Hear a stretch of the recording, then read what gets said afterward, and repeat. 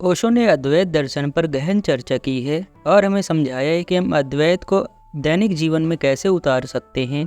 अद्वैत का शाब्दिक अर्थ होता है द्वैत का अभाव और यह भारतीय दर्शन में एक महत्वपूर्ण सिद्धांत है।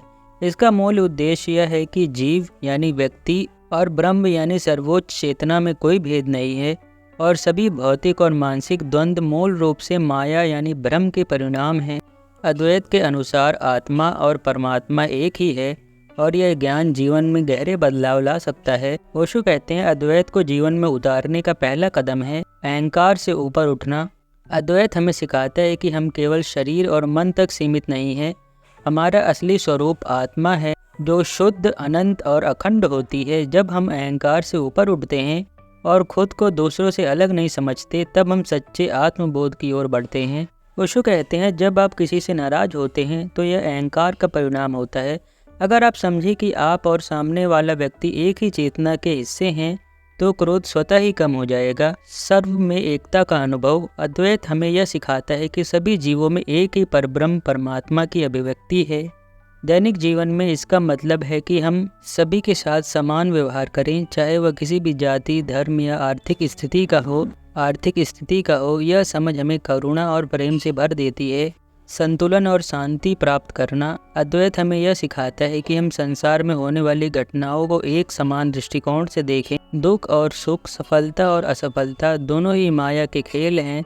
जब हम इन द्वंद्वों से ऊपर उठते हैं तो हमें जीवन में स्थायी शांति मिलती है।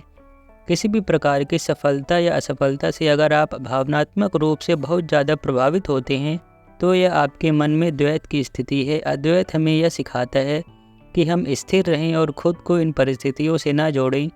माया से मुक्त होना। अद्वैत दर्शन में माया को इस भौतिक संसार का भ्रम माना गया है जो हमें वास्तविकता से दूर रखता है। दैनिक जीवन में इसका अर्थ है कि हम अपनी इच्छाओं, लालसाओं से ऊपर उठें और इस संसार के बाहरी आडंबरों में ना फंसें। ओशो कहते हैं अगर आप भौतिक वस्तुएं जैसे धन, पद, प्रतिष्ठा के पीछे भागते हैं और सिर्फ उसी के लिए व्याकुल रहते हैं तो आप माया में फंस चुके हैं।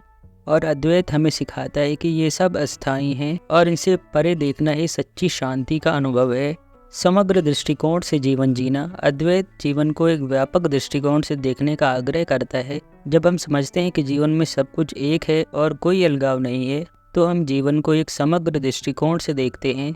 यह जीवन में संतुलन, धैर्य और प्रेम को बढ़ाता है। ओशो कहते हैं अगर आप किसी मुश्किल परिस्थिति में हैं, अद्वैत का दृष्टिकोण अपनाने से आप उसे संकीर्ण नजरिए से नहीं देखेंगे बल्कि आप उस स्थिति को जीवन के बड़े चित्र का हिस्सा मानकर स्वीकार करेंगे। साक्षी भाव में जीवन जीना। अद्वैत हमें सिखाता है कि हम केवल घटनाओं के साक्षी हैं, ना कि उनसे जुड़े हुए हैं। इस भाव को अपनाकर हम जीवन की घटनाओं को बिना किसी भावनात्मक उलझन के देख सकते हैं और मानसिक शांति प्राप्त कर सकते हैं।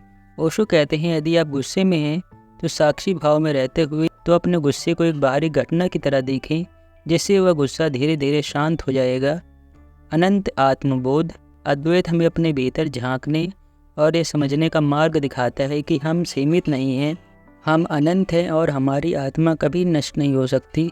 जब यह आत्मबोध होता है तो जीवन में किसी भी प्रकार का डर, असुरक्षा या पीड़ा समाप्त हो जाती है। ओशो कहते हैं अगर आप मृत्यु या नुकसान से डरते हैं तो अद्वैत हमें यह सिखाता है कि यह शरीर नष्ट हो जाएगा लेकिन आत्मा अजर अमर है। इस समझ से सभी भय समाप्त हो जाते हैं। ओशो कहते हैं अद्वैत दर्शन केवल आध्यात्मिक सिद्धांत नहीं है बल्कि यह जीवन जीने की कला है। जब हम इसे दैनिक जीवन में अपनाते हैं तो हमें अहंकार, द्वंद्व और माया से मुक्ति मिलती है। यह हमें सभी के प्रति प्रेम और करुणा की भावना विकसित करने और जीवन के उतार चढ़ाव में स्थिर रहने की शिक्षा देता है, जिससे हम आंतरिक शांति प्राप्त कर सकते हैं। ओशो ने अद्वैत दर्शन पर गहन चर्चा की है। अगर आप ओशो के डिस्कोर्सेस सुनना चाहते हैं तो आप ओशो वर्ल्ड वेबसाइट पर विजिट कर सकते हैं और अद्वैत दर्शन को और गहराई से समझ सकते हैं। धन्यवाद।